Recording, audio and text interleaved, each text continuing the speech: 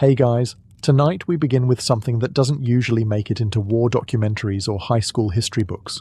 Food. Specifically, trench food. The glorious, gritty, occasionally horrifying fuel that kept millions of soldiers alive, barely, during World War I. Let me know in the comments where you're tuning in from and what time it is for you. It's always fascinating to see who's joining us from around the world. Now dim the lights, maybe turn on a fan for that soft background hum, and let's ease into tonight's journey together. When it came to trench cuisine, the British Army didn't aim for pleasure, just basic survival and a mild sense of disappointment. Their standard rations read like the beginning of a Victorian horror story: bully beef, hardtack biscuits, and endless cups of slightly muddy tea. Let's start with bully beef. It was canned corned beef, preserved in gelatinous fat, and packed into tins that required a bayonet, a rock, or divine intervention to open. It had the consistency of regret and the flavour of something that used to be meat, maybe, in a past life. Soldiers ate it cold, spread it on crackers, or fried it, assuming they could find a fire that wasn't being shelled. Then there was the hardtack, affectionately called toothbreakers, or dog biscuits. These were dense, dry crackers that could withstand water, time, and small arms fire. Many soldiers soaked them in tea or soup just to make them chewable. Some swore they were made during the Boer War and simply reissued. That's not a joke. That's logistics. Now, to wash it all down, tea. Sweet, black, and strong enough to stand a spoon upright. It was the one comforting item in the British ration. It was served at all hours and in all situations, before a charge, during a gas attack, after burying a friend. One officer claimed that tea had saved more British lives than any bulletproof vest, but ration quality varied wildly. Frontline soldiers often went days without fresh supplies. When food arrived, it might be waterlogged, mouldy, or looted by rats with better instincts. Some men boiled stews from scrap, bully beef, biscuit crumbs, and a pinch of desperation, and gave it ironic names like trench pudding. The British also handed out a peculiar item called Maconochie stew, a canned concoction of turnips, potatoes, and fat, with the faint aroma of death. Eaten cold, it tasted like grief. Heated up, slightly less so. If the British trench diet was a test of endurance, the French approach was a daily act of culinary defiance. Even in the mud, surrounded by artillery, barbed wire, and death, French soldiers, or poilus, tried to keep mealtime anchored to some vestige of civilization. The foundation of the French ration was bread. Lots of it. Soldiers received loaves of crusty pain de campagne, often baked in massive batches and transported in sacks slung over mules. Was it always fresh? Not a chance. But it was French bread. And even stale, it beat British hardtack on taste and on dental risk. Alongside the bread came cheese, sometimes tinned meat, and when luck was on their side, sardines or beans. But no matter the rest of the meal, one thing rarely failed to arrive: wine. Yes, despite the horrors of trench warfare, French soldiers received regular wine rations, about half a litre per day. This wasn't Chateau Margaux. It was usually weak, sour, and best consumed quickly before the cork remembered it wasn't a seal. But it lifted morale and reminded men they were still human, or at least French. Even in mud and madness, some soldiers tried to cook properly. Makeshift stoves were built from metal tins or salvaged debris. Men would heat water in helmets, stew leftover meat, and stir soups with bayonets. One sergeant famously made omelettes in shell casings. No one asked how he got the eggs. No one wanted to know. The pinard, or wine, became so culturally essential that military leaders worried more about wine shortages than ammunition. Soldiers joked that they could endure machine guns, but not dry canteens. Still, supplies weren't always consistent. During long bombardments, food could rot in transit or arrive filled with shell holes. Rations often had to be shared, bartered, or stolen. But the spirit of the French soldier was clear: If you're going to suffer, at least do it with a crust of bread, a sip of wine, and something vaguely resembling cheese. Early in the war, German soldiers ate surprisingly well. Rations were hearty, organised, and designed with German efficiency. Dark rye bread, sausages, smoked meats, potatoes, sauerkraut, and strong black coffee. For a brief moment, it almost resembled a rustic picnic, if you ignored the rats, the mud, and the screaming shells overhead. But as the war dragged on and the Allied blockade tightened, the German diet underwent a rapid and depressing transformation. Welcome to the age of ersatz, a word that roughly translates to replacement, but more accurately means not quite food. Ersatz coffee was made from roasted barley, chicory, or acorns. It smelled vaguely like coffee, but drinking it felt like punishment. Ersatz flour included things like sawdust, potato starch, and whatever the quartermaster swore was nutritional. Ersatz meat came in cans, never identified the animal, and may not have contained one. But through it all, black bread remained the German soldier's staple. Dense, sour, and able to withstand trench humidity, it was practically a defensive weapon. You could eat it, use it as a sandbag, or knock out a rat with it in one solid swing. Some even claimed it had shrapnel-resistant properties. They weren't wrong. As conditions worsened, meat became a memory. Cabbage, turnips, and thin soups filled with mystery ingredients took centre stage. Fat was prized. If someone managed to secure bacon grease or lard, it became social currency. Soldiers would trade cigarettes, extra boots, even ammunition, all for a smear of something that could make boiled turnip soup less soul-destroying. And yet, despite the decline, German soldiers remained resourceful. Field kitchens kept operating. Some dug improvised ovens, others bartered with local civilians or foraged what they could between bombardments. Desperation breeds creativity, and a lot of the stews that emerged from the trenches were both horrifying and oddly effective. Still, nothing symbolized the change quite like the transition from sausage to ersatz sausage, a culinary fall from grace that haunted stomachs across the Western Front. By 1918, many German troops were running on empty, physically and calorically. Hunger wasn't just discomfort, it was strategic collapse. The soldiers felt it. And so did the war effort. Feeding an army is hard. Feeding a multi-ethnic empire with a dozen languages, no unified menu, and a crumbling supply chain. That was the Austro-Hungarian military's special brand of masochism. The empire stretched from Vienna to Sarajevo, with soldiers from Hungary, Czechia, Slovakia, Croatia, Poland, and beyond, each with their own dietary preferences and national dishes. The result in the trenches? A culinary identity crisis served lukewarm. Standard rations included black bread, sometimes mouldy and always dense, and soup, the universal answer to what's left in the wagon. The soup might contain beans, barley, old potatoes, dried peas, turnips, or a bone with emotional value. Sometimes all at once.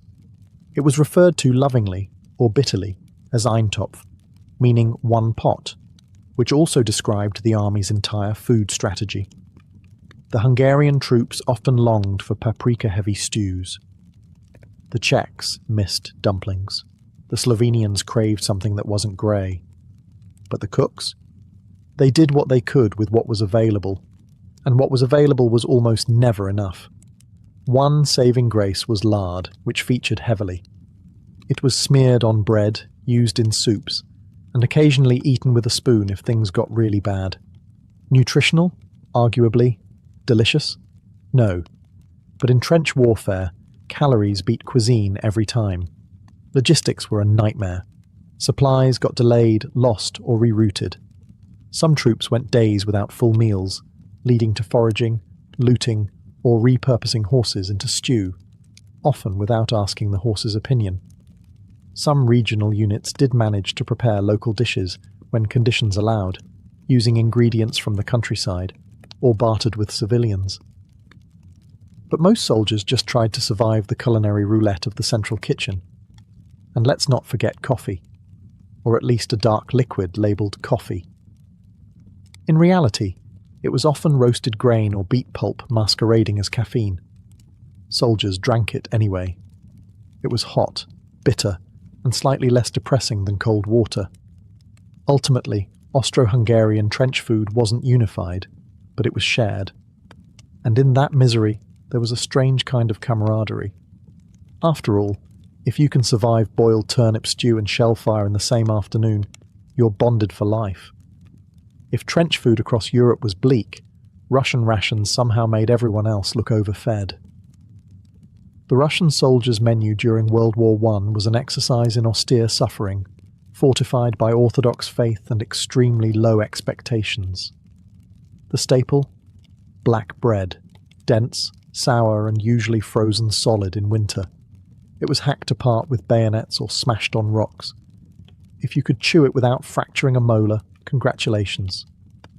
You were halfway to sustenance.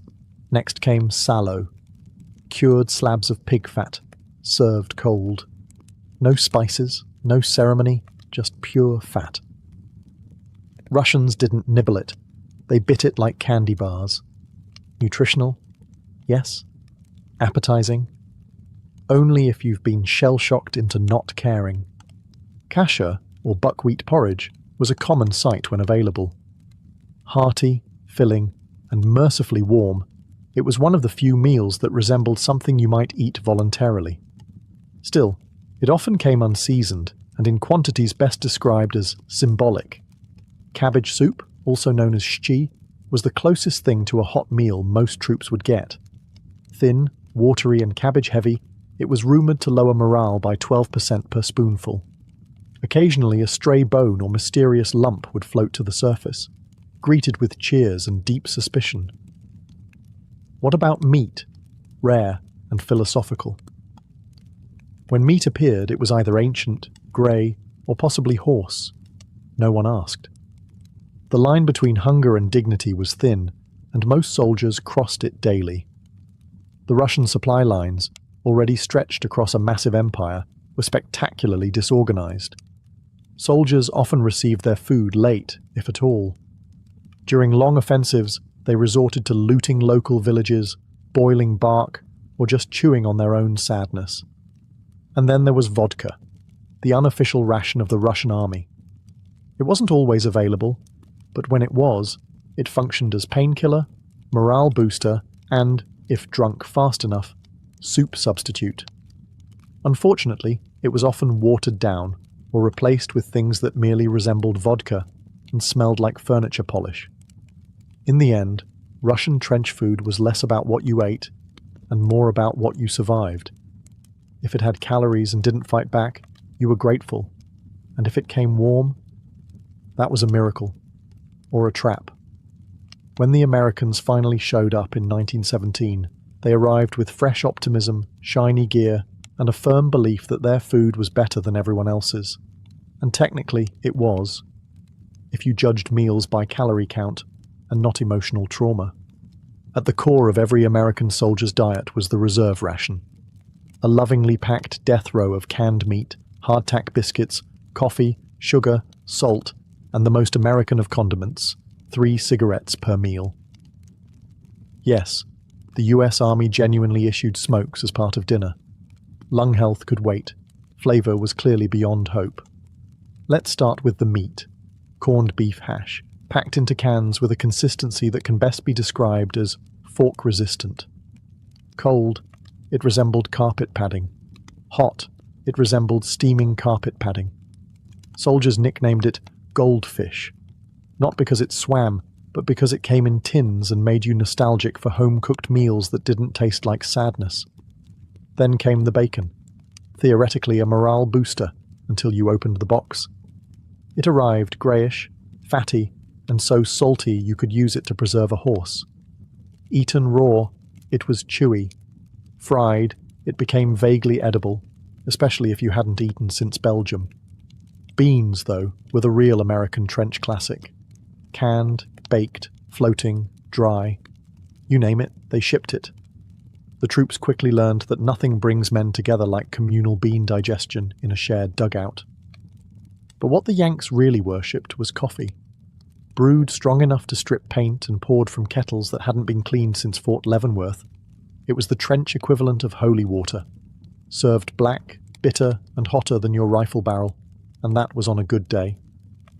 And let's not forget chewing gum, thoughtfully issued to combat stress, rot teeth more slowly, and maybe keep you from chewing your own fingers during shellfire. In fairness, American rations were reliable, which made them exotic by European standards. Sure, they lacked flavour, but they showed up on time, didn't bite back, and rarely included live worms. That said, after 5 days of beans and hash, even the Germans started to feel less threatening than another breakfast of meat ? Feeding an army across a vast empire is never easy. Feeding an army across deserts, mountains, and collapsing infrastructure, with one foot in the 20th century and the other in complete logistical chaos? That was the Ottoman Empire's trench kitchen.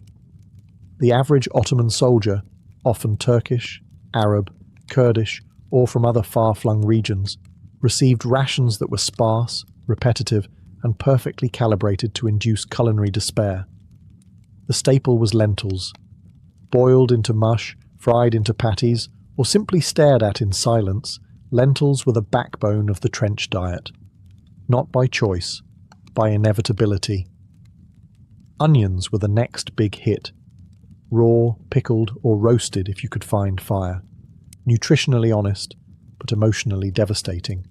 And then there was flatbread, which was actually decent when fresh. But this was the trenches, so it rarely was. Once hardened, it doubled as armor plating or emergency sandals. Meat? Let's not be greedy. When it arrived, it was usually salted lamb or goat, chewy, gamey, and old enough to remember the Crimean War. Most soldiers saw meat only on special occasions or in dreams. In the meantime, they made do with bulgur, rice, or whatever didn't fight back in the supply sack. The Ottoman supply chain, never known for speed, frequently broke down. Food was carried in carts, on mules, or on the backs of soldiers themselves. If it rained, supplies got soaked. If it was sunny, they spoiled. If it was neutral weather, they got stolen. There was no winning. To their credit, many Ottoman soldiers were decent field cooks. Using nothing but a dented pot, a pinch of cumin, and sheer willpower, they could turn rations into something resembling food. But let's be clear, this was creative survival, not fine dining. The real tragedy? No coffee. At least not the good kind. Once a staple of the empire, proper Turkish coffee became a casualty of war. What replaced it was bitter, thin, and brewed from roasted chickpeas or acorns. It did not inspire poetry. Canadian soldiers entered the war under British command, and therefore inherited the British ration system. This meant they too were blessed with the holy trinity of trench cuisine: bully beef, hardtack, and tea. But while the food was the same, the attitude was very, very Canadian. Let's begin with the dreaded bully beef, still the same tin of glistening compressed regret as issued to the British, except colder and possibly frozen solid. In winter, Canadian troops reportedly used unopened cans as ice bricks. In summer, they just left them unopened for safety reasons. Hardtack was another joy. The biscuit equivalent of a concrete slab, it was dry, flavourless, and occasionally dated to the previous war. Soldiers dunked it in tea, soup, or anything wet enough to prevent emergency dental surgery. One Canadian private claimed he used his as a doorstop after the war. It worked perfectly. And then, of course, there was tea. Strong, hot, and brewed at every opportunity. Even under shellfire, Canadian troops could be seen crouched behind sandbags, clutching steaming enamel mugs like they were warding off demons. Tea wasn't a drink. It was a national identity with caffeine. Unlike their British counterparts, some Canadians brought homegrown morale boosters. A bit of maple syrup smuggled from home. Maybe some molasses cookies in a tin from a prairie aunt. These treasures were rare and naturally shared with everyone, because it's hard to eat while someone's watching you with frostbitten eyes. And let's not forget the bacon, issued in generous blocks of salty, fatty meat. It was fried over improvised fires whenever someone dared risk attracting artillery. Canadians learned quickly that bacon is wonderful, right up until a rat tries to steal it mid-sizzle. The Canadian supply system, while still reliant on the Empire's larger logistics network, tended to function a bit more efficiently, or at least creatively. Rations were stretched, swapped, and occasionally liberated from nearby units with fewer lookouts. When the British Empire called, India answered, sending over 1 million troops to fight in a war that had nothing to do with them, and even less to offer them in terms of familiar food. Indian soldiers, many of whom followed strict religious or cultural dietary rules, quickly learned that trench rations were less about sustenance and more about identity loss by the spoonful. The standard British ration, bully beef, hardtack, and tea, was, to many Indian soldiers, completely inedible. Hindus were offered beef, Muslims were handed pork, and everyone, regardless of background, was forced to eat something that tasted like colonial indifference. To their credit, many Indian units refused to eat forbidden meats, even under fire. Instead, they pooled resources, cooked separately when allowed, and used anything from dented pots to steel helmets to boil dal, rice, or sabzi. On good days, they managed to replicate simple dishes. On bad days, they boiled onions and hoped for divine intervention. Spices, crucial in Indian cooking, were rare, unless smuggled in care packages or liberated from British officers' stores. Without them, every dish tasted like Europe, grey, wet, and vaguely resentful. British commanders, always keen to misunderstand everything, occasionally tried to improve matters by issuing curried bully beef, which was just regular bully beef sprinkled with imperialism and mild regret. Despite the indignities, Indian soldiers improvised. Chapatis were made with trench flour fried on shovels, lentils were soaked in mess tins. Some men carried spice mixtures in small cloth bags, guarding them more closely than their rifles. And whenever there was time, meals were shared communally. The food may have been thin, but the dignity was thick. But this wasn't just about flavour, it was about faith. Getting the wrong food wasn't just inconvenient, it was spiritually disastrous. Some refused rations for days. Others bartered with local civilians or other colonial troops to survive without compromise. Indian troops faced not only hunger and cold, but the sense of being utterly misunderstood by the empire they served. And yet they endured, one cumin-scented steam cloud at a time. Serving under French and British command, African colonial troops were often deployed far from home, and even further from food that made sense to them.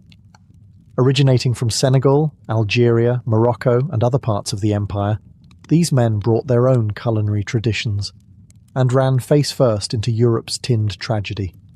The French, to their credit, issued slightly more edible rations than the British.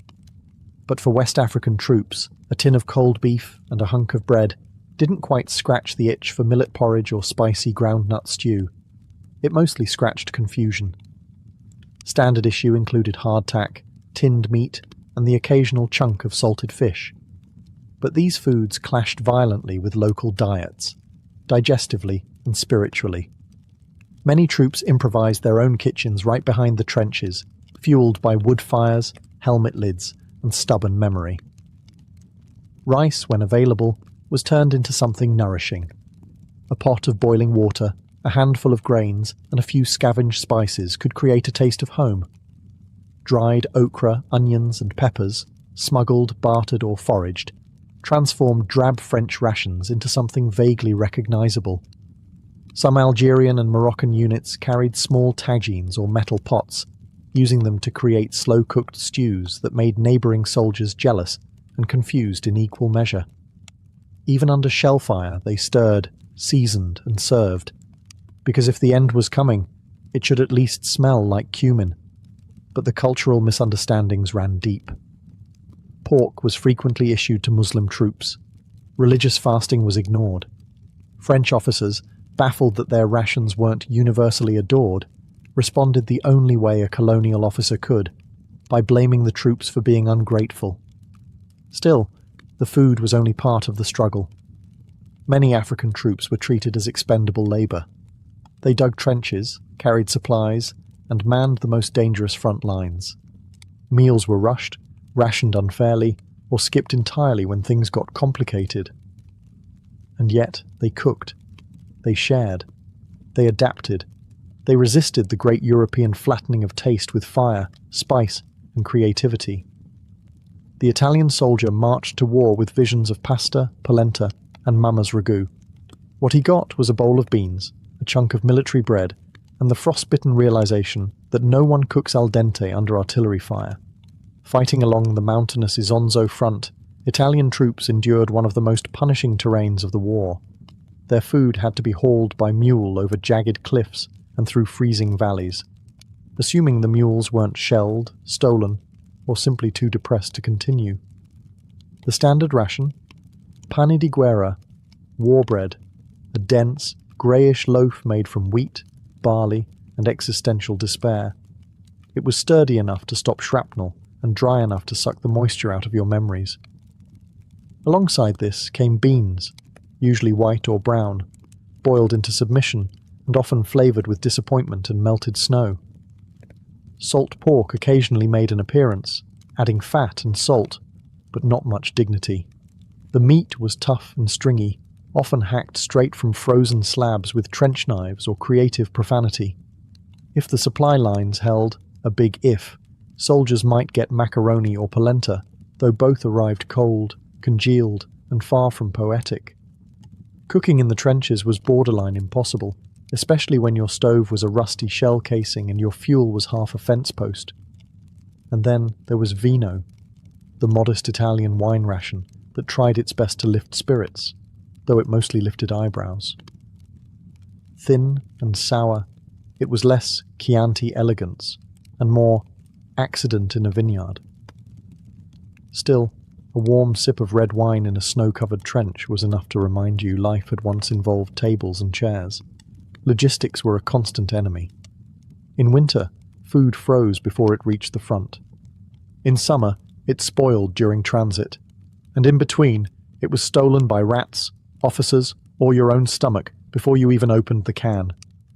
Despite it all, Italian soldiers kept eating, singing, and sometimes even seasoning. If they couldn't get home to Mama's kitchen, they'd settle for making trench risotto with extra mud. If the Western Front was mud and mustard gas, the Balkan Front was mud, mountains, and a whole lot of cabbage. Fighting here was brutal, chaotic, and usually cold. And the food matched the mood with admirable consistency. Balkan troops, whether Serbian, Bulgarian, Montenegrin, or others, mostly subsisted on whatever could be boiled into a stew without violating the laws of physics. Cabbage, potatoes, and onions were common, affordable, and sturdy enough to survive long transport. Unfortunately, so was the smell, which clung to uniforms, tents, and probably the enemy's nostrils downwind. The base of nearly every meal was soup, thin, greasy, and cooked over campfires if you were lucky, or over burning furniture if you weren't. A good soup might contain beans, barley, or a mystery legume donated by fate. A great soup might contain actual meat, usually mutton, pork fat, or in extreme cases, a former cavalry horse who had served honourably, and then, well, deliciously. Bread was present when available, but often scarce. Soldiers sometimes fashioned biscuits from flour and water, dried hard as stone, and used interchangeably as food and blunt instruments.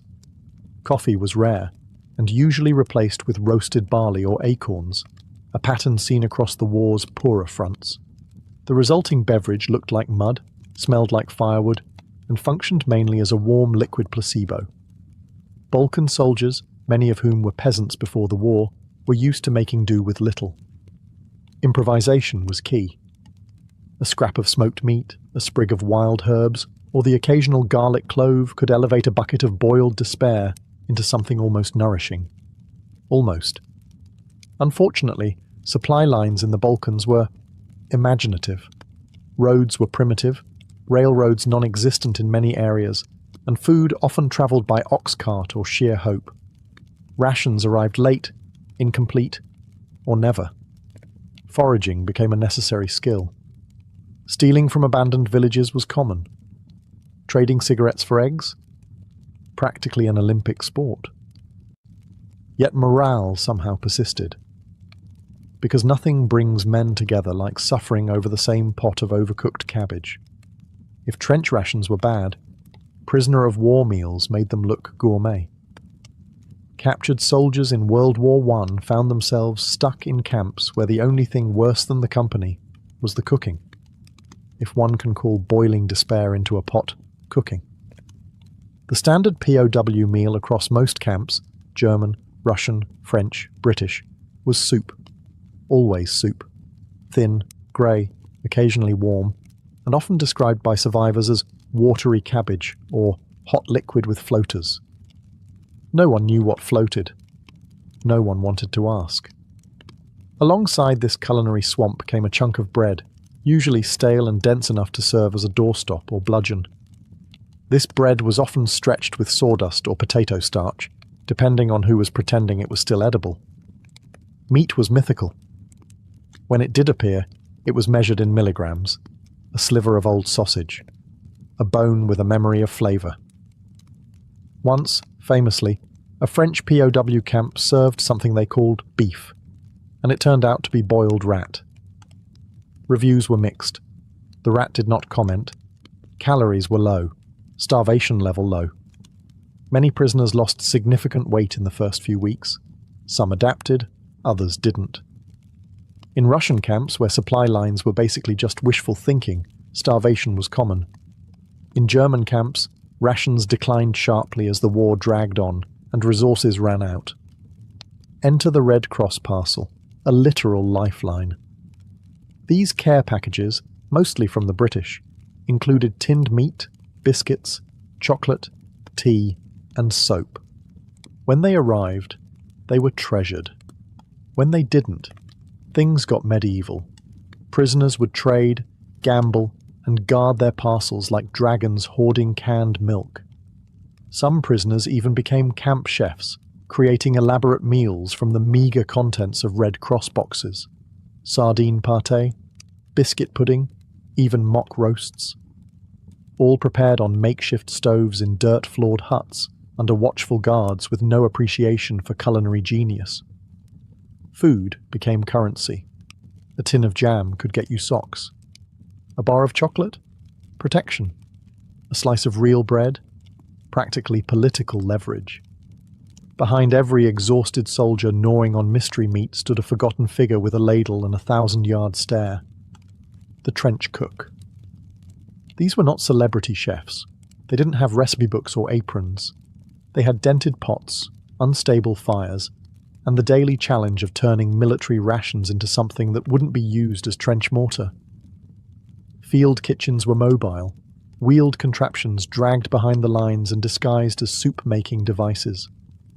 In reality, they were smoke-belching tanks full of stew, tea, and ambition. Cooks had to work with what they had, which was almost always a shortage. A trench cook's day began early and ended whenever the artillery said it could. Meals had to be prepared in large batches, using ingredients with more preservatives than nutritional value. Turnips, cabbage, onions, and salted meat were the foundations. Flavour was optional and usually replaced with sarcasm. Despite the odds, these cooks created something vaguely edible out of almost nothing. They made stews with more water than ingredients. They rehydrated hardtack biscuits until they resembled bread again. They stretched a handful of beans across a pot, meant for 30 men. If culinary miracles existed, they were buried in the back of a trench behind a cook swearing at his ladle. And still, the food had to be delivered. Under fire.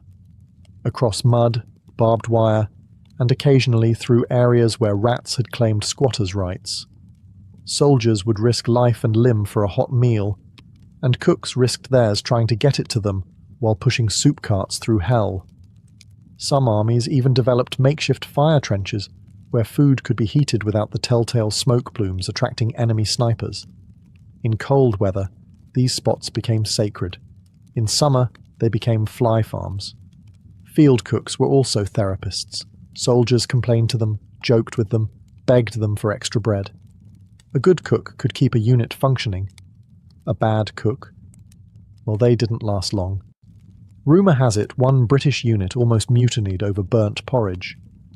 After thousands of miles of mud, millions of bullets, and more cabbage than any war ever asked for, one thing remained constant across every front, every army, and every miserable trench. Eating kept you human. Barely. Trench food wasn't about pleasure. It wasn't even always about nutrition. It was about calories. Dense, greasy, bland calories. Enough to keep a man marching, shooting, digging, and occasionally sobbing into a bowl of rehydrated despair. Soldiers learned to live without seasoning, without proper utensils, and sometimes without chewing.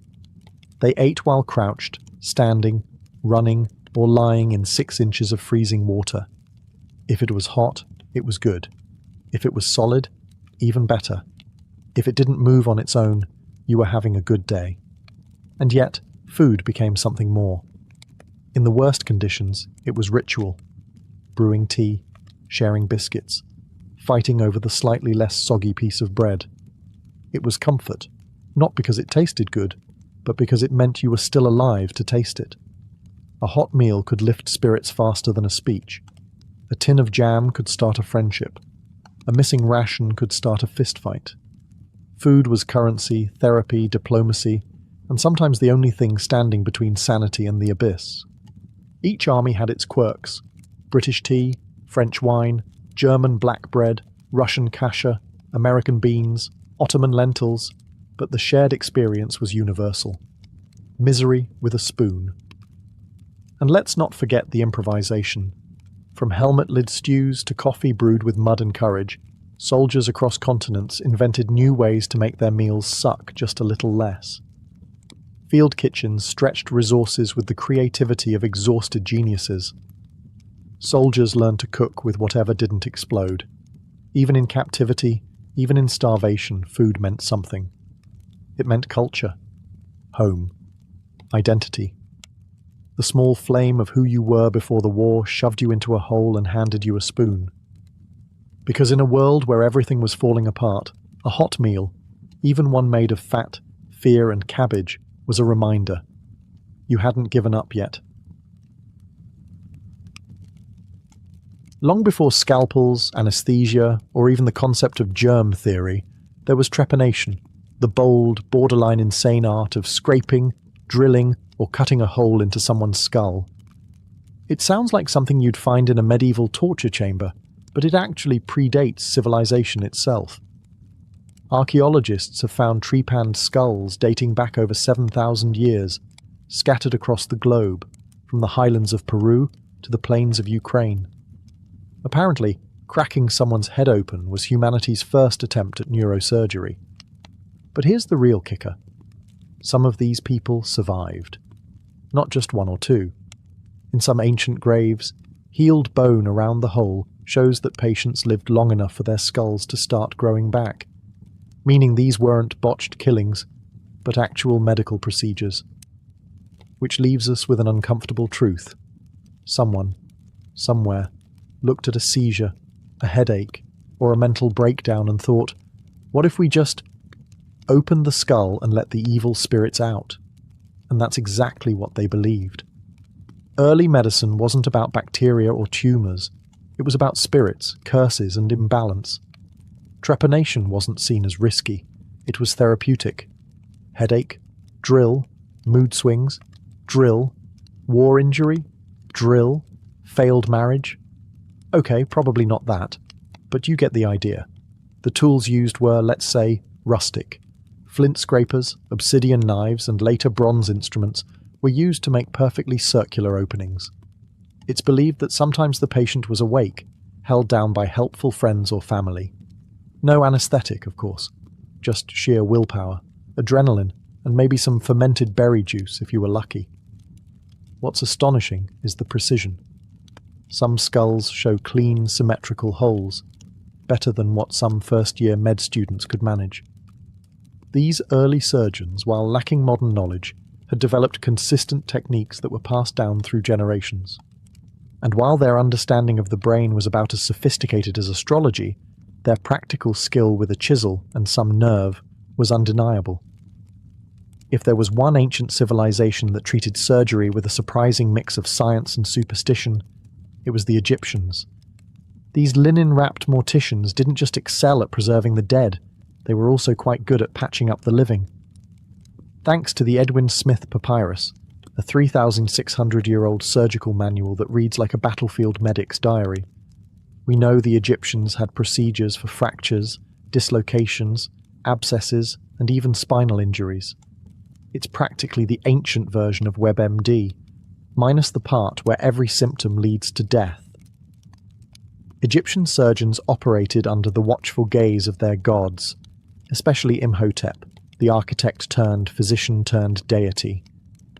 If your skull was cracked or your shoulder dislocated, your doctor might first mutter a few prayers, consult the stars, and then reach for his obsidian scalpel. Surgery wasn't just a physical practice, it was spiritual warfare against disease and evil spirits. Their tools were surprisingly sophisticated. Bronze scalpels, forceps, hooks, cauterizing irons, and bone saws. Sure, they weren't sterilized, unless waving incense over them counts, but they were used with careful methodology.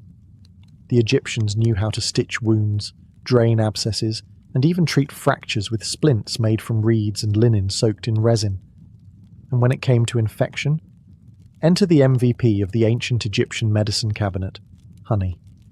Antibacterial, sticky, and surprisingly effective, honey was slathered onto wounds to keep them clean and promote healing. It worked so well, in fact, that modern science has confirmed its usefulness. Imagine surviving a crocodile bite only to be treated with the same thing you put in your tea. But the Egyptians also had their limits. They were wary of anything involving the belly or the brain. Internal organs were considered divine and off-limits. So if you had a stomach ulcer or brain tumour, your odds weren't great. Unless, of course, your condition happened to be something that could be soothed with a poultice, a chant, or a strategically placed amulet. Still, Egypt gave us one of the first medical systems that tried to separate treatment from sheer guesswork. Even if the diagnosis sometimes included a curse or two, their approach to surgery was detailed, organized, and shockingly advanced for a society that mummified cats. And if you're wondering, yes, the same people who built the pyramids could also remove a splinter with divine precision. Long before modern hospitals and sterile gloves, ancient India had a man named Sushruta, a physician so skilled and methodical that he's often referred to as the father of surgery. And no, this isn't one of those titles we just toss around. This guy literally wrote the book on surgery. It was called the Sushruta Samhita, a Sanskrit medical text compiled around 600 BCE, and it described over 300 surgical procedures, 120 instruments, and techniques that would make your average medieval barber surgeon faint. Sushruta was no back-alley butcher. He performed complex operations with remarkable finesse: cataract removals, hernia repairs, bone realignment, amputations, and even cosmetic surgery. That's right, India gave us the first known rhinoplasty. If your nose got chopped off, which thanks to the criminal justice system of the time wasn't exactly rare, Sushruta could fashion you a new one using skin from your cheek or forehead. No anesthesia, of course. Just a stiff upper lip and some herbal wine to take the edge off. Surgery in ancient India was deeply intertwined with Ayurveda, a holistic system of healing that balanced body, mind, and spirit. While surgery was considered a last resort, preferably after herbs, massages, prayers, and the occasional cow urine therapy, it was still practiced with impressive technical understanding. Wounds were cleaned with alcohol, sutured using plant fibers, and dressed with antiseptic herbs. And unlike in Europe centuries later, Indian surgeons knew that cleanliness mattered. Training was hands-on and brutal. Students practiced incisions on vegetables, leather, dead animals, and even water-filled bladders to simulate the feel of human tissue. Before they touched a real patient, they had to prove their steadiness. Because once you start cutting into someone with a bronze scalpel, you don't get a second chance. Ayurvedic texts also emphasized ethical practice, including informed consent and treating the poor for free. It wasn't just about curing illness. It was about moral duty. In a world where medicine often leaned toward the mystical, ancient Indian surgery stood out for its structured, empirical approach. If you thought the Greeks spent all their time inventing democracy and arguing about the nature of reality, think again. They also dabbled in surgery, awkward, painful, often terrifying surgery. Ancient Greek medicine was a chaotic mix of philosophy, superstition, and guts, literal guts, frequently exposed on the battlefield or in a cramped healer's room. At the center of it all was Hippocrates, often called the father of medicine. He famously separated disease from divine punishment and tried to base treatment on observation and logic. Revolutionary stuff. Until you realize most surgery still involved cutting into someone while they screamed. Hippocrates himself wasn't big on complex procedures, but he knew a thing or two about dislocations, fractures, abscess drainage, and the always fun process of bloodletting. Nothing says healing like opening a vein and hoping for the best. But things really escalated when Galen came onto the scene in the 2nd century CE. A Greek physician working in Rome, Galen had an obsession with anatomy, except he wasn't allowed to dissect humans. So, like any enterprising scientist of the day, he turned to monkeys, pigs, and the occasional gladiator for practice. He performed vivisections on animals and built detailed anatomical theories, some of which were wildly incorrect, but impressive for someone guessing without Google or cadavers. Greek surgical tools were surprisingly advanced: scalpels, forceps, catheters, bone saws, and hooks. The Greeks even used cauterization, burning a wound shut with hot metal, to stop bleeding. And while that sounds medieval, it actually worked. Painful, but effective. Think of it as ancient laser surgery, except the laser is a glowing hot iron bar and you're wide awake. Battlefields were the real training grounds. Greek physicians learned to deal with arrow wounds, crushed limbs, and head injuries in real time, with zero margin for error and zero morphine. If you survived a spear to the gut and your surgeon didn't pass out from the site of intestines, you might just live. But Greek surgery, for all its tools and theories, was still anchored in the four humours, a charmingly unscientific idea that your health depended on the balance of blood, phlegm, black bile, and yellow bile. So if your operation didn't kill you, an over-enthusiastic leech treatment just might. The Romans weren't exactly known for subtlety, and their approach to surgery was no exception. While the Greeks gave us theory and ethics, the Romans gave us field hospitals and emergency trauma care. When your empire stretches across continents and your favourite pastime involves stabbing people in arenas, you get very good, very fast, at putting bodies back together. At the centre of this blood-soaked innovation was the medicus, Rome's answer to the battlefield surgeon. Stationed with legions, these hardy physicians operated out of mobile hospitals called valetudinaria, set up near military camps. These weren't places of comfort. They were tents of torment, filled with wounded soldiers, clanging tools, and the smell of iron and sweat.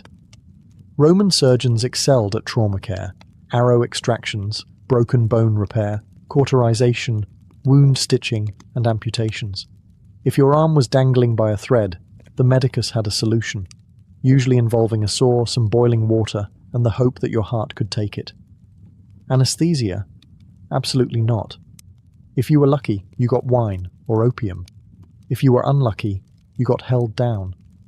But they weren't improvising in the dark. Roman medical texts, like those of Celsus, detailed precise procedures, from eye surgeries to hemorrhoid removals. Celsus, ever the charmer, described how to lance an abscess with disturbingly gleeful clarity. Make an incision long enough for a finger to enter. How poetic. Their instruments, meanwhile, wouldn't look out of place in a modern ER. The Romans had forceps, scalpels, hooks, retractors, bone drills, and catheters. Many were made of bronze or iron and crafted with care. Some even had adjustable screws, because if there's one thing the Romans loved more than conquering Gaul, it was proper engineering. Despite all this gore, Roman medicine was surprisingly systematic. Wounds were cleaned, often with vinegar, bandaged and monitored. They understood the danger of infection, even if they didn't know why it happened. And they practiced something astonishingly close to triage, sorting the dying from the savable. Still, their understanding had limits. Internal surgeries were rarely attempted. If your guts were poking out, the prognosis was usually good luck. But for external wounds, especially in war, Roman surgeons saved lives at a scale unseen in the ancient world. Ancient Chinese medicine was a masterclass in balance, between yin and yang, body and spirit, and most importantly, between cutting someone open and maybe just giving them acupuncture instead. While Chinese civilization developed one of the most advanced medical systems in the ancient world, surgery was approached with intense caution. The body was considered sacred, a gift from one's ancestors. So poking around inside it, that was not taken lightly. But when surgery was unavoidable, like in cases of trauma, tumours or severe abscesses, Chinese surgeons rose to the occasion with surprising ingenuity. Records from as early as the Zhou dynasty, c. 1000 BCE, mention surgical procedures, including wound treatment and even organ removal. And by the Han dynasty, practitioners like Hua Tuo had become legendary. Hua Tuo wasn't just some herbalist with a lucky streak. He was a pioneer. He performed abdominal surgeries and tumor excisions, and even used anesthesia. Let that sink in. While much of the ancient world was just offering patients a stick to bite down on, Hua Tuo created an anesthetic mixture called Ma Fei San, made from wine and powdered herbs like datura. Basically, it was ancient knockout juice, and it worked, allegedly. His most famous procedure? Opening up a warlord's abdomen to remove diseased tissue, then stitching him up, successfully. Though, as is tradition with trailblazing geniuses, Hua Tuo was later executed by a suspicious emperor who thought he was plotting sorcery. Great for science, bad for job security. Chinese surgical tools included bronze knives, needles, hooks, and cauterization irons, many of which mirrored modern instruments. But while the tools were there, the philosophy often discouraged invasive treatment. Illness, according to traditional Chinese medicine, TCM, came from disharmony in the body's energy pathways, the meridians, not from rogue organs or bad blood. So surgery was often the last resort, preceded by herbal therapy, massage, cupping, or acupuncture. Even so, the Chinese medical texts like the Huangdi Neijing show an impressive understanding of anatomy and injury management. They may not have dissected corpses like the Greeks, or patched up legions like the Romans, but when they operated, they did so with purpose, precision, and surprising sophistication. In the ancient cities of the Maya, Aztec, and Inca, surgery wasn't just a medical procedure. It was often tangled in ritual, warfare, and sheer practical necessity. While these civilizations are best known for stepped pyramids and human sacrifice, their surgical knowledge, especially in bone repair, wound care, and cranial modification, was far more advanced than many would guess. Let's start with their favorite surgical tool, obsidian blades. Razor-sharp, sterile when freshly broken, and capable of slicing at a molecular level, obsidian scalpels were sharper than modern steel.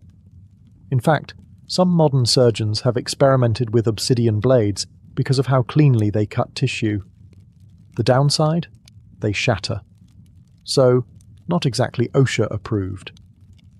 The Inca, high in the Andes, were particularly famous for trepanation. Yes, more skull drilling. Archaeological evidence shows that Inca surgeons performed hundreds, if not thousands, of these procedures to treat head trauma, likely caused by slingstones or clubs in battle. Astonishingly, some patients survived not one, but multiple trepanations. Their recovery rates were often better than those in 19th century Europe, which tells you just how bad 19th century Europe was. The Aztecs, meanwhile, had a whole toolkit of plant-based anesthetics. They used herbs like toloch, a type of datura, to dull pain and induce sleep, which was probably a good idea considering how often limbs needed to be amputated due to infection, frostbite, or punishment. Wounds were cleaned with urine or chili pepper tinctures, a strategy both antiseptic and memorable. Medical knowledge was closely guarded and passed down by tlakopanim, healers and surgeons, often trained from a young age. They treated abscesses, stitched wounds with maguey cactus fibers, and even reset fractures using splints made from wood or reeds. They understood that infection could kill and made efforts to clean and close wounds properly. But as in many ancient cultures, the line between medicine and ritual was thin. Surgery could be a healing act or a ceremonial one. Sometimes cutting into flesh wasn't to save life, but to appease gods or read omens. If there was a moment in history when surgery got a proper upgrade, it was during the Islamic Golden Age. Between the 8th and 13th centuries, while most of Europe was busy bleeding patients with leeches and prayers, scholars in places like Baghdad, Cairo, and Cordoba were translating, preserving, and revolutionizing ancient medical knowledge. And nowhere did this fusion of scholarship and scalpel shine brighter than in Persian and Arab surgical advancements. Enter al-Zahrawi, also known in Latin as Abul Qasis, a 10th century physician from Al-Andalus, modern Spain, whose influence would echo through medical textbooks for centuries. His monumental work, the Kitab al-Tasrif, wasn't just a medical guide. It was a 30-volume encyclopedia, and the final volume was entirely devoted to surgery. The man didn't just list tools, he illustrated them. Over 200 surgical instruments, from forceps to scalpels to catheters, many of which bear a striking resemblance to what you'd find in a modern OR. Al-Zahrawi described treatments for fractures, cauterizations, dissections, and even cesarean sections and dental procedures. He emphasized precision, hygiene, and patient aftercare, a revolutionary concept in an age where post-op care often meant good luck and don't bleed on the floor. His work spread like wildfire. Translated into Latin, it became a standard surgical reference in Europe for over 500 years. This wasn't fringe knowledge, it was mainstream medical authority. Persian polymaths like Avicenna, Ibn Sina, also contributed heavily to surgical philosophy, even if he leaned more toward diagnosis and internal medicine. His canon of medicine outlined when and how surgery should be used and warned against operating when simpler remedies would suffice, advice that many modern surgeons could still take to heart. What made Islamic surgery exceptional was its balance of science, ethics, and documentation. Surgery wasn't just guesswork or superstition. It was a craft honed by observation, experimentation, and debate. Hospitals, bimaristans, often had lecture halls and libraries, where medical students trained alongside professionals, dissecting animals, reading Greek and Indian medical texts, and sharpening both their blades and their minds. After the scalpels have dulled, the obsidian shattered, and the trepanation holes healed, or didn't, what are we left with? A bizarre, brilliant, and sometimes horrifying legacy carved directly into the bones of history. Ancient surgery wasn't just about pain tolerance and bravery, it was about trial, error, and relentless human curiosity. Across cultures and continents, one theme emerges. People have always been willing to risk agony and death to fix what's broken. Whether it was a Roman legionary's gashed leg, an Egyptian farmer's abscess, or an Inca warrior's fractured skull, ancient surgeons stepped in where gods, prayers, and herbs had failed. And often, against all odds, they succeeded. Not everything aged well. The four humours? Gone. Evil spirits as a diagnosis? Retired. Urine as antiseptic? Hard pass. But many of their ideas still echo in modern medicine. The Indian rhinoplasty became the foundation for reconstructive plastic surgery. Roman battlefield triage evolved into emergency care systems. Chinese anesthesia, a spiritual ancestor to modern sedation. Even the cautery tools used in Islamic hospitals look eerily like devices found in today's surgical kits. What makes ancient surgery fascinating isn't just the gore, it's the ingenuity. These early practitioners had no microscopes, no understanding of microbes, and zero access to anesthesia. Yet they improvised, often brilliantly. They sharpened stones into scalpels, used wine and herbs as painkillers, and crafted metal tools that wouldn't look out of place in a 19th century drawer. It's also worth noting how cultural context shaped surgical decisions. In some places, like India and Persia, surgery was a respected profession backed by ethical codes and formal training. In others, it was a desperate act reserved for battlefield necessity or ritual. Some civilizations prioritized spiritual harmony, others bodily repair. Some poked, others prayed. Many did both. And yet, behind every successful operation was a terrifying gamble. No antibiotics, no numbing agents. Just hope, and maybe a chant or two. Before we dive into spirals, sunbursts, and eagle-winged warriors, we need to meet the people beneath the ink, the Illyrians. Not a single unified nation, but rather a mosaic of fierce, tribal peoples scattered across the Western Balkans, from the Adriatic Sea to the Dinaric Alps. Today, their lands stretch across modern-day Albania, Montenegro, Kosovo, Bosnia, parts of Croatia, and beyond. For centuries, they were known to the Greeks, feared by the Romans, and practically allergic to central authority. The Illyrians weren't scribbling epic poetry or founding marble cities. They were forging swords, raiding neighbours, and building hill forts that stared down anyone foolish enough to invade. The Greeks called them barbarians, mostly because the Illyrians had a habit of ignoring polite diplomacy and going straight for the throat. But despite that reputation, they had an incredibly rich cultural identity, visible not in scrolls but in symbols, carved, painted, and tattooed onto their bodies. They lived in tightly knit tribal groups, each with its own chieftain, customs, and often distinct symbolic languages. These symbols weren't decorative, they carried power, memory, and meaning. For the Illyrians, body art wasn't fashion. It was function, deeply tied to tribal identity, ritual practice, military status, and perhaps even spirituality. Archaeological finds, such as the Glasinac burial mounds and Tepes Hill necropolises, give us glimpses into their world. Jewellery etched with sun motifs, bronze plates depicting birds of prey, and pottery adorned with spirals. And while the skin doesn't survive the centuries, ancient authors fill in the gaps. Roman and Greek writers, Pliny the Elder, Strabo, and others, mention the Illyrians' use of tattoos, sometimes with a mix of admiration and horror. They weren't alone in the ink game, of course. Many ancient warrior societies, Scythians, Thracians, Celts, practiced tattooing. But the Illyrians, they embraced it like few others, embedding it in rites of passage, warrior pride, and feminine adornment.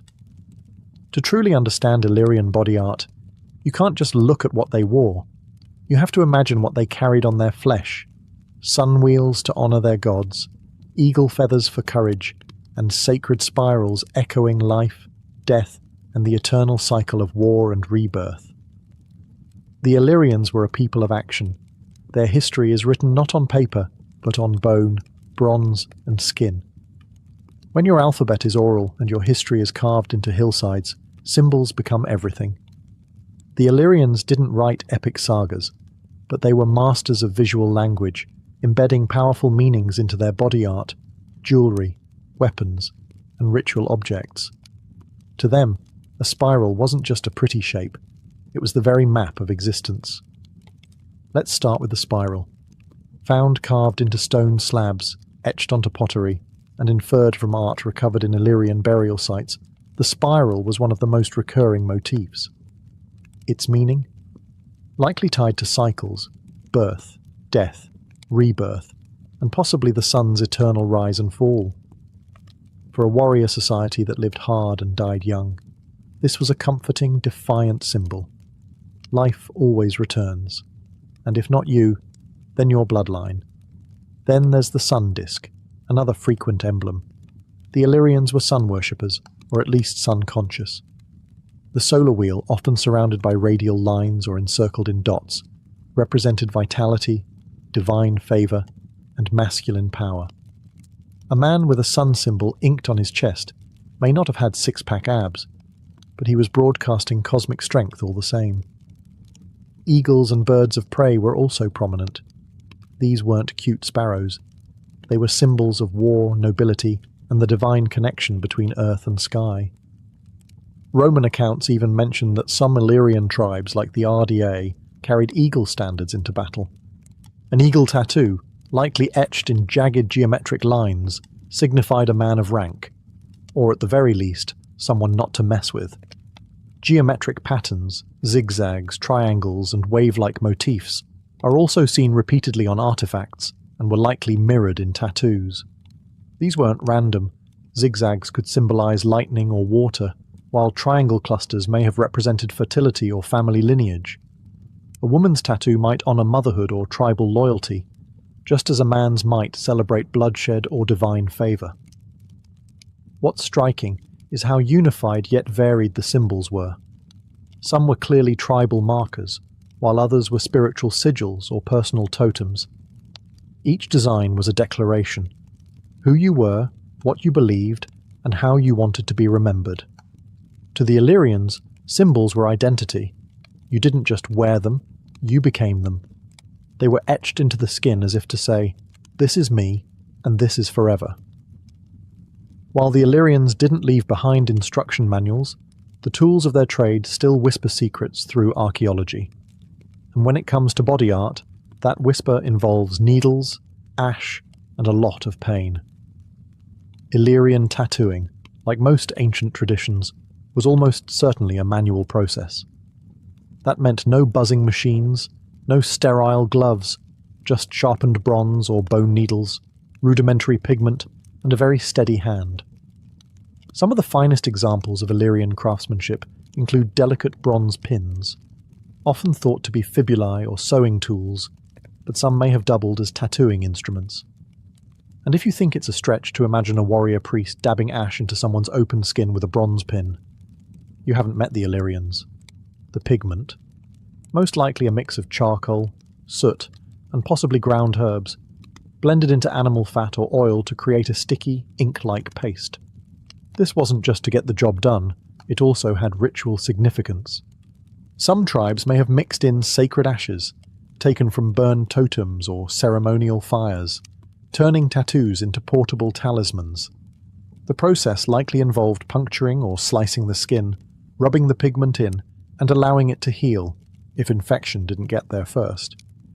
Healing would have involved honey, animal fat, or herbal salves, all known to the Illyrians through their close connection to nature and early forms of folk medicine.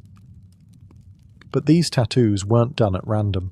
They were likely applied during ceremonies or rites of passage, moments of transformation, a boy earning his first kill, a woman entering marriage, a warrior rising in rank. Some tattoos might even have been earned through ordeals, a scar becoming sacred once the ink sealed it. Pain wasn't a side effect, it was part of the point, and not everyone got one. Tattooing may have been limited to elites, warriors, or those in spiritual roles, a kind of inked aristocracy.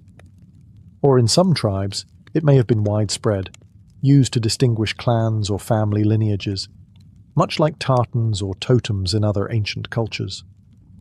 Among the Illyrians, war wasn't just an occasional nuisance, it was a way of life.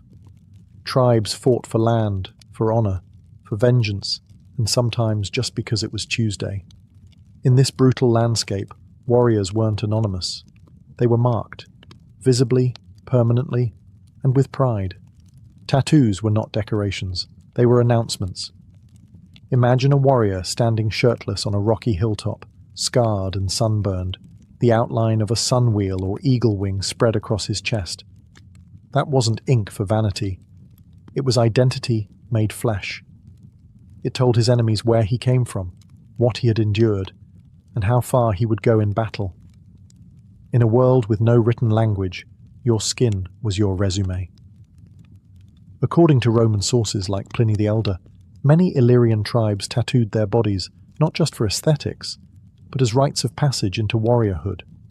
A spiral etched into the arm might mark a first battle survived. An eagle on the back? Proof of a warrior's rise through the tribal ranks. Tattoos acted like living medals, except instead of hanging on a wall, they bled when you moved. There's evidence that certain designs were clan-specific, marking a warrior's tribe or bloodline. This wasn't just a cultural flex, it was practical. On a chaotic battlefield, being able to identify friend from foe mattered. And after the battle, a tattoo might help return a body to its people, or explain why it didn't make it home. The placement of these tattoos was just as intentional. Chest and shoulders for rank, arms and hands for martial achievements. The back might bear symbols of divine protection, perhaps sun discs or thunderbirds, calling down the favour of celestial gods. And yes, some Illyrian warriors likely tattooed their faces, either to terrify enemies or honour the gods. Imagine going up against someone who carved lightning bolts into their cheekbones. You'd think twice. But it wasn't all glory. Tattoos also told stories of punishment or penance. A dishonoured warrior might be tattooed with a mark of shame, something small, permanent, and impossible to hide. It was a society where ink could elevate you, or remind you, every time you looked in the mirror, that you failed. When we think of ancient tattoos, it's easy to picture grizzled warriors, inked with spirals and eagle talons. But among the Illyrians, women too wore their stories on their skin. And their tattoos weren't just ornamental. They were spiritual, social, and deeply symbolic. In some Illyrian tribes, tattooing was a rite of passage for girls, especially around puberty or marriage. These weren't random patterns or dainty flourishes. They were sacred marks passed down through generations, each line telling a story of lineage, role, and power. And archaeological finds, like bronze mirror cases, spindle whorls, and jewellery etched with repeated triangles, sunbursts, and wavy lines. Mirror patterns, scholars believe, were once inked onto women's arms, legs, and faces. One common motif was the triangle, often grouped in patterns that likely represented fertility, femininity, and the divine cycle of life. Some believe these tattoos served as protective symbols during childbirth, warding off spirits and invoking blessings from the tribal deities, goddesses of earth, moon, and water. Face tattoos, yes, face, may have also been common among Illyrian women of certain tribes. Tiny marks near the eyes, on the chin, or across the brow weren't signs of rebellion. They were badges of cultural pride, beauty, or status. Roman writers, typically bewildered or dismissive of barbarian customs, occasionally mention the strikingly marked women of the Balkans, their ink described as exotic, wild, or tribal mysticism. But tattoos weren't just about beauty or tradition. They could be emblems of grief, loyalty, or vengeance. A widow might tattoo a mourning symbol on her skin, a broken sun or coiled spiral, while others might bear ink representing vows taken in blood. The skin became a scroll of silent declarations, especially in a culture where oral memory mattered more than written records. And it wasn't limited to the elite. Some evidence suggests that common women, especially among hill tribes, bore simpler tattoos, perhaps marks of family allegiance or local gods. Meanwhile, priestesses or spiritual healers may have had far more elaborate designs, using their bodies as living talismans to channel divine power. For the Illyrians, tattooing wasn't just social or decorative, it was deeply spiritual. In a world where gods lived in rivers, mountains, and thunder, every mark on the body had the potential to channel divine energy. Ink was a ritual, and the body was the altar. Though much of Illyrian religion has been reconstructed from fragments, burial mounds, grave goods, and second-hand Roman descriptions, we know they worshipped a mix of nature deities, solar gods, and tribal spirits, and their tattoos reflected this animistic worldview. Spirals might represent eternity and the cosmos, while birds symbolized the soul in flight. To be tattooed wasn't simply a style choice, it was to align yourself with cosmic forces. Many scholars believe tattoos were applied during seasonal festivals or initiation rites overseen by tribal shamans or priestesses. These were no quiet, private moments. They were public ceremonies, sometimes involving drumming, chanting, and ritual pain. The act of bleeding was seen as part of the offering, pain forged a connection between the human and the divine. Certain symbols may have been reserved only for those who had undergone spiritual training. A healer, for instance, might bear a mark of the earth goddess, or a series of protective bands down their arm intended to ward off malevolent spirits. Warriors could receive sacred symbols before heading into battle, not just as morale boosters, but as magical armor, visible pledges of loyalty to the gods. There's also speculation that tattoos played a role in funerary practices. Bodies discovered in Illyrian necropolises are often surrounded by symbolic objects: mirrors, bird effigies, sun discs. If the skin had survived, it might have revealed matching ink, meant to guide the deceased into the afterlife or signal their status to the ancestors. In some tribes, it's believed that only the tattooed could pass into the realm of the spirits unchallenged. Everyone else was just a ghost. Even the tattooing materials may have had ritual significance. Ashes from sacred fires, or pigments mixed with herbs blessed under the full moon, weren't just antiseptic. They were spiritually charged. The line between medicine, magic, and art was razor thin. Among the Illyrians, a tattoo could do what no scroll or passport ever could. It told everyone who you were. In a tribal society where loyalty ran deeper than laws, your status, rank, and bloodline were often written directly on your skin. Each Illyrian tribe had its own distinct visual culture, emblems, patterns, and motifs that marked their warriors, their leaders, and their kin. A curved sun motif might belong to one clan, a zigzag-lined mountain symbol to another. These marks weren't just personal, they were tribal signatures, visual shorthand for identity in a fragmented, war-prone region. For the elite, chieftains, nobles, and tribal champions, tattoos could serve as badges of authority. A man inked with layered spirals, sunbursts, and eagle talons wasn't just showing off. He was announcing his victories, ancestry, and social rank to everyone he met. These marks acted like heraldic shields, unique, symbolic, and instantly recognizable. Women of high status may have worn more intricate designs, tattoos arranged in rows or mirrored shapes across the forearms or collarbone, symbolizing fertility, spiritual favor, or noble lineage. Some motifs likely indicated a woman's connection to a priestess class, tribal oracle, or healer lineage. Status wasn't just for warriors. There's also strong evidence that kinship tattoos existed, simple symbols shared across families to indicate belonging. Think of it like an ancient surname, except it was permanent, visible, and woven with myth. In battle or in life, it told others, "I am of this blood," and that could either save you or mark you for vengeance. Placement mattered. Upper arms and chests were prime real estate for warriors, signaling strength and achievements. Facial tattoos were reserved for those with sacred or social importance, often worn with pride but never lightly. A symbol on the hand might mean sworn defender of this clan. A mark on the back might indicate a protector role, or perhaps a reminder of some personal oath. As tribes fought, merged, or dissolved, these symbols served as cultural anchors, a permanent reminder of where you came from, no matter how borders shifted.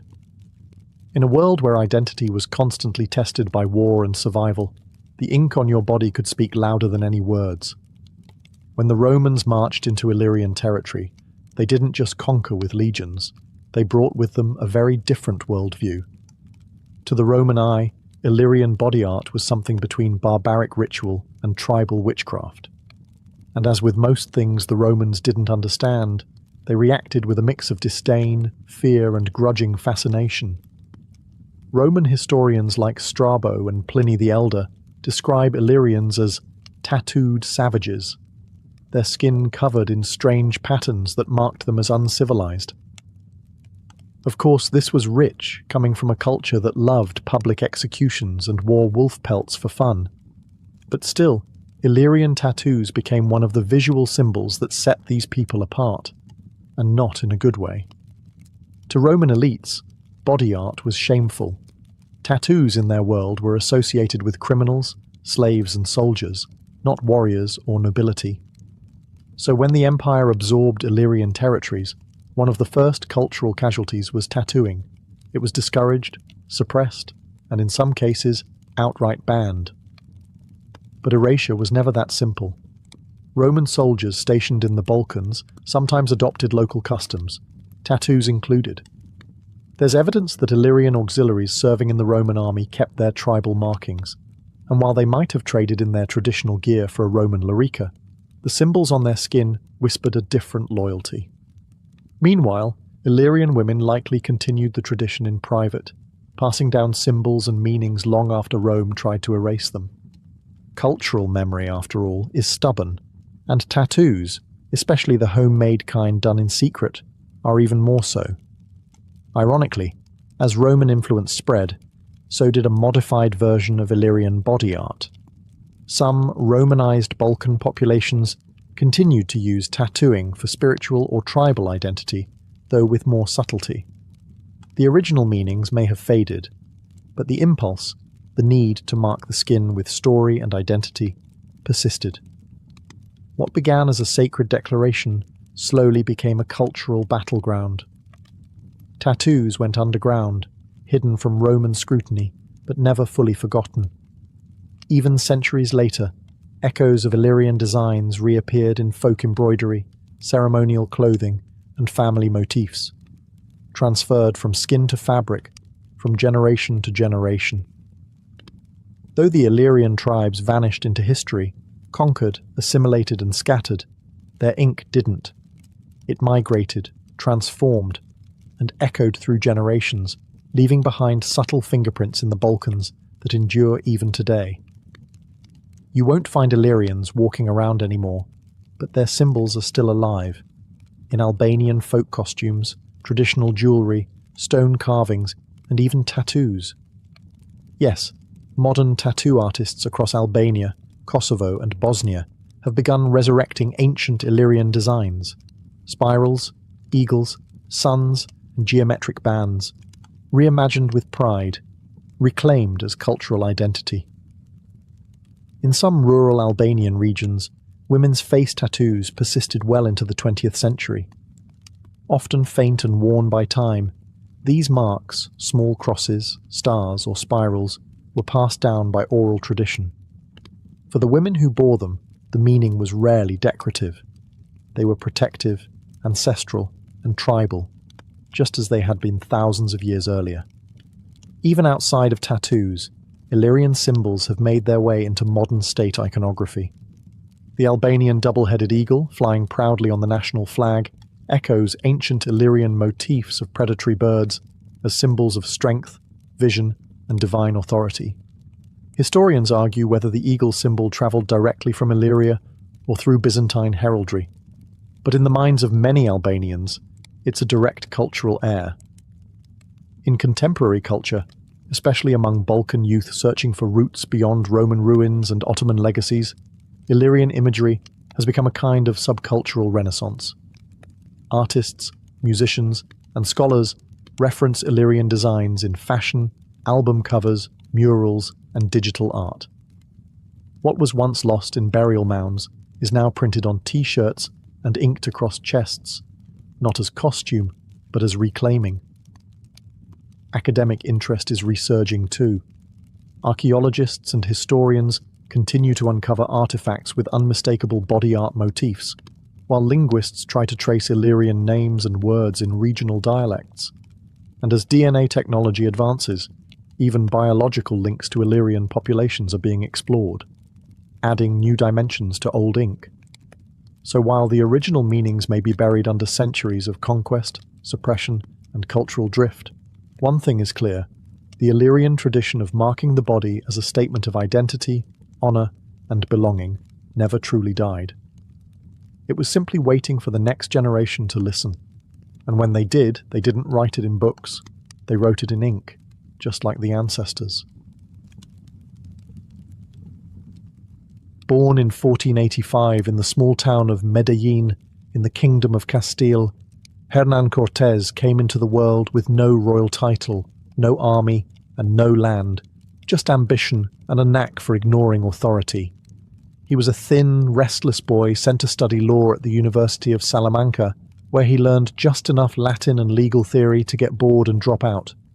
Spain, after all, was bursting with tales of new continents, indigenous empires, and unimaginable riches across the Atlantic. Why read dusty law scrolls when you could steal an empire? In 1504, at the age of 19, Cortés set sail for the New World, landing in Hispaniola, the Spanish base in the Caribbean. He quickly embedded himself in colonial society, taking land, managing enslaved labourers, and gaining political clout. By 1511, he joined Diego Velázquez on the brutal conquest of Cuba, where he earned a reputation for courage, cunning, and a dangerous tendency to defy orders. He was rewarded with wealth and influence, but he wanted more. Much more. By 1518, rumours swirled of a vast empire to the west. Rich cities, feathered warriors, and gold piled like firewood. Velázquez, now governor of Cuba, reluctantly appointed Cortés to lead an expedition to explore and trade along the coast of Mexico. But as Cortés prepared his ships, Velázquez had second thoughts and revoked the order. Cortés, in typical Cortés fashion, ignored him.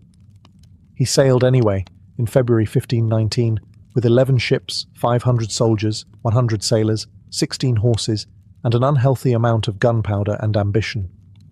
From the start, Cortés wasn't interested in trading beads for coconuts. He wanted conquest, and he had a plan. A blend of diplomacy, deceit, religious fervour, and brutal violence. His goal? Not just gold, but glory, and a title in the Spanish crown's hierarchy. The man was no brute in armour. He was a master manipulator who could charm native leaders one day and burn their cities the next. Unlike many of his companions, Cortés saw the indigenous civilizations not as obstacles, but as systems that could be exploited, infiltrated, and turned against themselves. By the time he landed on the Yucatan Peninsula, Hernán Cortés was already dreaming of emperors, pyramids, and plunder. The age of exploration was over. The age of conquest had begun, with Cortés at the helm. When Hernán Cortés arrived on the Yucatan Peninsula in early 1519, he wasn't greeted with fanfare. He was greeted with arrows. The Maya, seasoned warriors and survivors of previous Spanish raids weren't exactly thrilled to see more pale men with steel and horses. The first encounters turned bloody quickly. Battles fought in the thick humidity, between Spanish firearms and obsidian-tipped spears. But these skirmishes gave Cortés something far more valuable than gold: information. He soon learned of a vast empire to the west, ruled by a mysterious king called Moctezuma, seated atop a mountain of wealth in a city larger than anything Spain had ever seen. The empire? The Aztecs. The prize. Everything. In these early encounters, Cortés also acquired two critical assets. First, a Spanish castaway named Jerónimo de Aguilar, who had survived for years in Maya territory and now spoke the local languages fluently. Second, and far more influential, a young woman named Malintzin, known to the Spanish as La Malinche. A gifted linguist and keen observer, she could translate Nahuatl, the language of the Aztecs, and she quickly became Cortés's advisor, interpreter, and consort. Through her, Cortés gained not just words, but power. Armed with these linguistic tools, Cortés began his real conquest, not with swords, but with strategy. As he advanced along the coast, he encountered the Totonacs, a tribe oppressed by Aztec tribute demands. Sensing opportunity, Cortés offered protection, and in return, the Totonacs offered men, food, and local knowledge. It was the first of many indigenous alliances that would become central to his campaign. Then, in a show of irreversible intent, Cortés committed the most dramatic gesture of his career. He scuttled his ships, burned them, sank them. Whatever the version, the message was clear: no turning back. His men would conquer or die trying. The Spanish were now land-bound invaders in a foreign continent, surrounded by unknown enemies, unfamiliar diseases, and vast empires.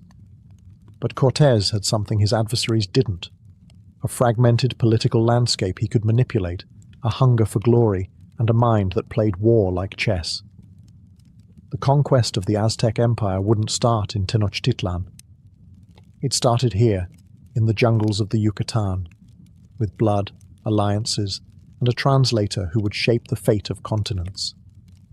With his ships destroyed and his men committed, Hernán Cortés turned inland, toward the beating heart of the Aztec Empire, the fabled city of Tenochtitlan. But getting there wasn't just a matter of marching, it was a masterclass in manipulation, bloodshed, and betrayal.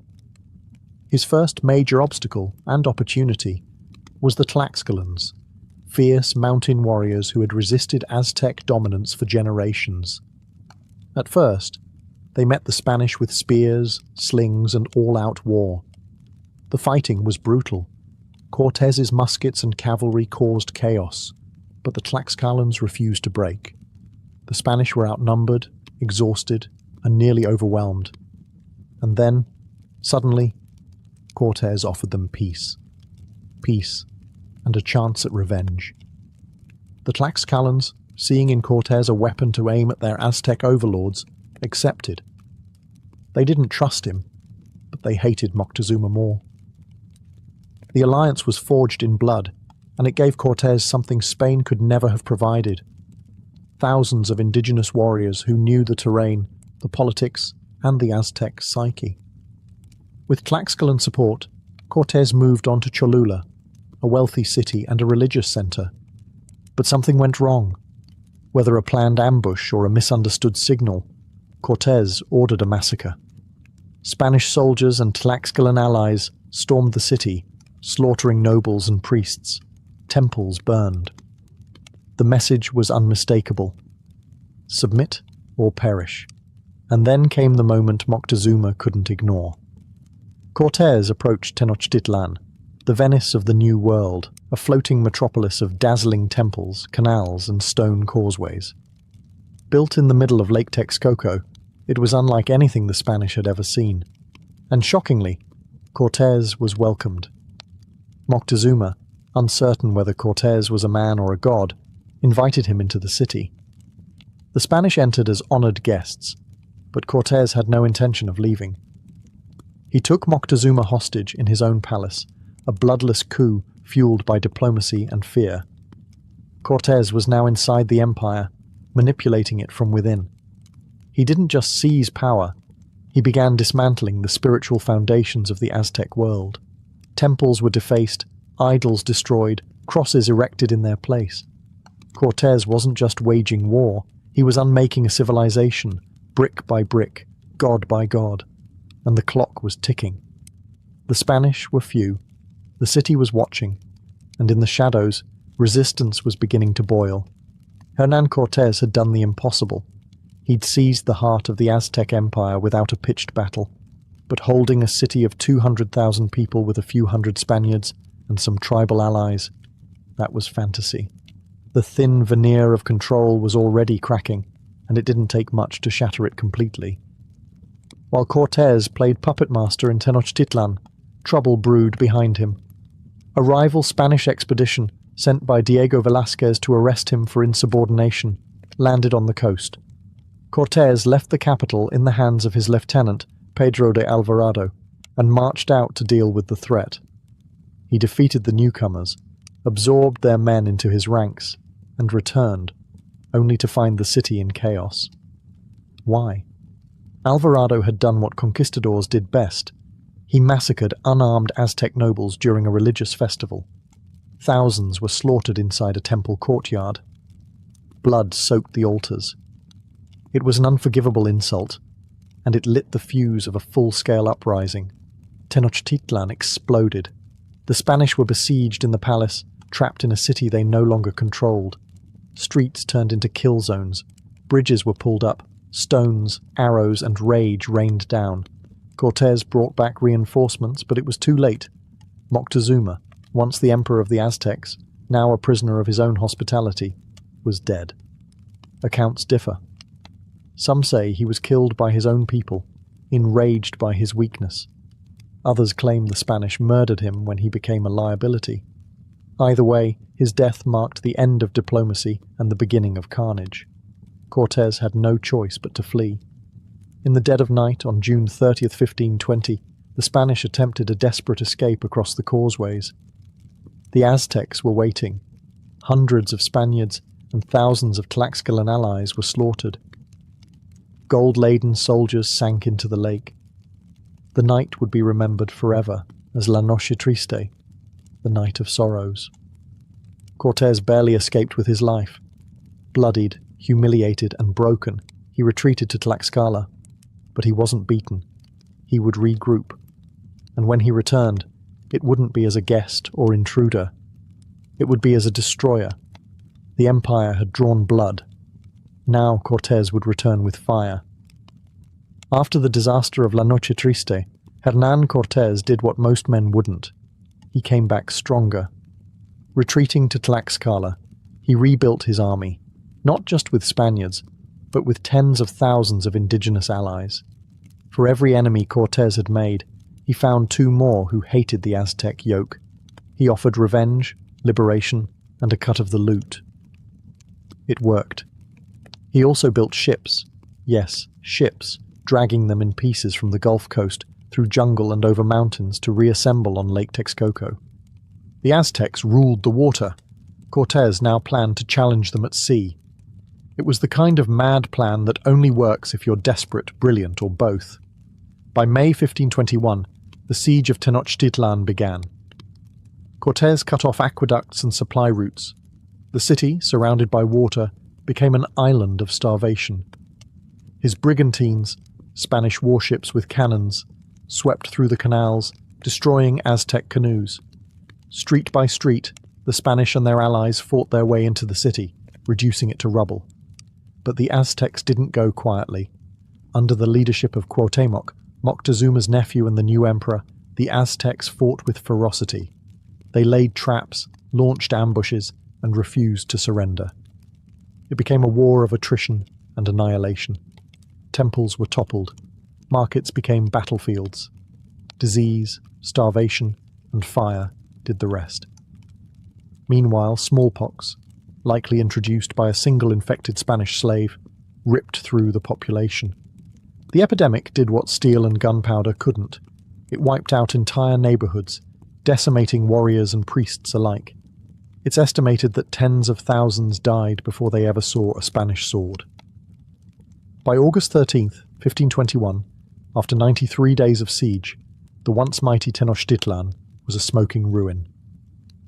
Cuauhtémoc was captured while trying to flee across the lake. He was brought before Cortés, proud, defiant, and defeated. And just like that, the Aztec Empire ceased to exist. Cortés entered the shattered city not as a visitor, but as its conqueror. He had turned a collection of alliances and bold gambits into one of history's most dramatic military victories. But he didn't just topple a ruler. He obliterated a civilization. Temples were leveled, codices burned. A new capital, Mexico City, would rise from the ruins. And Cortés, he had won an empire, but the blood was ankle-deep. With Tenochtitlan reduced to rubble, Hernán Cortés stood atop the ashes of an empire. But conquest was only step one. Now came colonization, and Cortés was eager to reshape the Aztec world in the image of Spain. The city was renamed Mexico Tenochtitlan, and later just Mexico City, quickly becoming the capital of New Spain. Where once stood temples dedicated to Huitzilopochtli and Quetzalcoatl, now rose Catholic cathedrals, built, quite literally, using the stones of the old gods. The Spanish weren't just replacing rulers, they were rewriting reality. Cortés acted swiftly. He distributed encomiendas, land grants that came with indigenous laborers. While Spain called it a system of protection and conversion, in practice it was slavery, in all but name. Former Aztec nobles who cooperated were given minor titles. Those who resisted were silenced, permanently. The survivors of Tenochtitlan faced forced labor, disease, famine, and relentless Christianization. The Spanish crown, meanwhile, had a problem. Cortés had defied orders, scuttled his ships, started a war, and created an empire, all without royal permission. He had made himself a marquis, distributed wealth like a king, and minted his own version of law. To some, he was a hero. To others, a dangerously ambitious renegade. Back in Spain, the monarchy sent inspectors, clerics, and rival officials to investigate. Cortés was summoned back to defend himself, and though he retained some honours and titles, the crown never fully trusted him again. His grip on New Spain slowly slipped as royal authority reasserted control. Still, the damage was done. Over the next decades, millions of indigenous people would die, mostly from disease, but also from war, forced labour, and cultural destruction. Whole cities vanished, languages faded. What remained was a hybrid world, part Spanish, part indigenous, and permanently changed. Cortés tried to reclaim his influence with expeditions into Central America, searching for new kingdoms to conquer. But he never repeated the triumph of Tenochtitlan. He returned to Spain rich but politically marginalized, resented, sued, and slowly forgotten. Yet the legacy he left behind was irreversible. With the fall of the Aztecs, Cortés had opened the floodgates. Conquistadors, priests, and settlers poured into the Americas, all chasing gold, glory, or God. He hadn't just claimed a city, he had reshaped a continent, forever. While the Aztec Empire fell with fire and steel, the Maya were a different story entirely. Hernán Cortés may have crushed Tenochtitlan, but when he turned his gaze southeast toward the Mayan lowlands, he encountered something far more frustrating than a single city-state, a labyrinth of kingdoms, jungles, and endless resistance. In 1524, driven by ambition and rumors of gold and glory beyond the mountains, Cortés led an expedition into what is now Honduras and Guatemala. It was supposed to be quick, another sweep of conquest, another feather in his blood-stained cap. Instead, it became a march through hellish terrain. The jungles were dense, the rivers unpredictable, and the enemies elusive. Cortés wasn't fighting a centralized empire. He was confronting dozens of Maya city-states, each with their own rulers, languages, and grudges. And they didn't roll over. The Maya were no strangers to war. Though their classic-era cities had faded by the 9th century, many still had functioning militaries, fortified towns, and traditions of guerrilla resistance. They attacked supply lines, ambushed from the trees, and disappeared into the canopy. Unlike the Aztecs, who had ceremonial rules for warfare, the Maya fought to exhaust, confuse, and harass. They didn't need to win battles, they just needed to outlast their invaders. Cortés made temporary alliances, intimidated some towns into submission, and raised others. But for every victory, he lost men to disease, starvation, and mutiny. His own soldiers began to question his judgment. One of his most humiliating moments came when he had to arrest and execute his own followers for conspiracy, in the middle of the jungle. The Maya campaign achieved little. Cortés managed to reach Honduras and assert Spanish dominance over a few territories, but he never truly conquered the Maya. In fact, some Maya cities wouldn't be fully subdued until the late 1600s, over a century after Cortés died. The jungle, the fragmentation, and the Maya's resilience made them one of the longest-holding indigenous powers in the Americas. For Cortés, the journey was a bitter reminder. Not every kingdom falls like Tenochtitlan. He had crushed an empire, but the Maya, rooted in vines, stone, and silence, would not be so easily erased. While Hernán Cortés brought muskets, swords, and cavalry to the Americas, his most effective weapon was one he never controlled: disease. Long before the final Aztec warriors fell, smallpox, measles, and influenza had already begun their quiet genocide. The first smallpox outbreak in Mexico is believed to have arrived in 1520, carried by an infected African servant travelling with one of the Spanish ships. From that moment on, the conquest changed. The Aztecs could fight steel, they could resist religious imposition, but they could not fight something they couldn't see, touch, or understand. Within a year, smallpox swept through Tenochtitlan, weakening the defenders just as Cortés returned to lay siege. Entire families died in their homes. Priests, generals, and city leaders, those who held the empire together, perished in weeks. The disease didn't just kill bodies, it shattered social structure, morale, and resistance. As the Spanish pushed deeper into Mesoamerica, the pattern repeated. In places Cortés had never even reached, millions died. Some estimates suggest that within a century of contact, up to 90% of the indigenous population of the Americas was wiped out, not by war, but by waves of European plagues. Whole cities became ghost towns without a single Spanish sword ever being drawn. And disease didn't just kill, it changed everything. Survivors fled their homes, abandoned traditions, and sought answers from new gods. Many interpreted the plagues as divine punishment, which missionaries quickly exploited, offering baptism as salvation. In this way, Christianity didn't just arrive with crosses and sermons, it arrived on a wave of biological apocalypse. Cortés understood the power of timing. He saw firsthand how smallpox softened the Aztecs before his second assault. But the long-term effects went far beyond strategy. Disease depopulated the labor force, collapsed agricultural systems, and erased countless languages, rituals, and oral histories.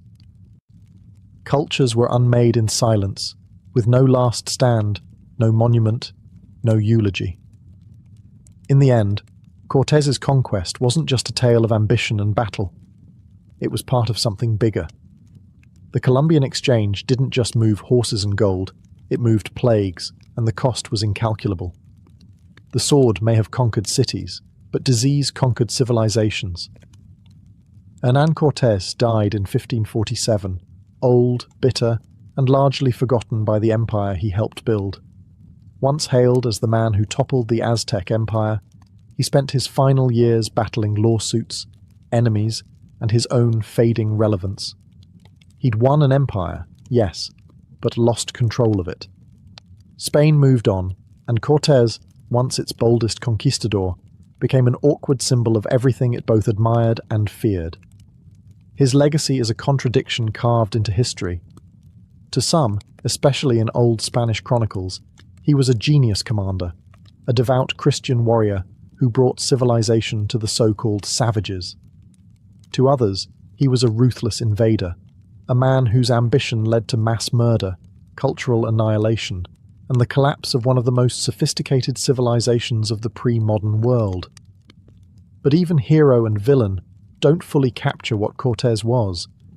He wasn't a mindless butcher, nor was he some noble visionary. He was calculated, manipulative, deeply intelligent, and unrelentingly ambitious. He forged alliances, exploited divisions, and played his enemies like chess pieces. His conquest wasn't just about firepower. It was about knowing when to shake hands, when to burn temples, and when to rewrite the rules entirely. And the consequences? Monumental. The fall of the Aztec Empire opened the gates for centuries of colonial rule, the forced Christianization of millions, and the transfer of unimaginable wealth from the Americas to Europe.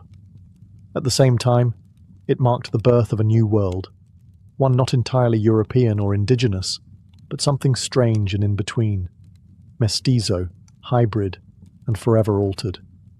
Cortés also left a trail of unfinished wounds.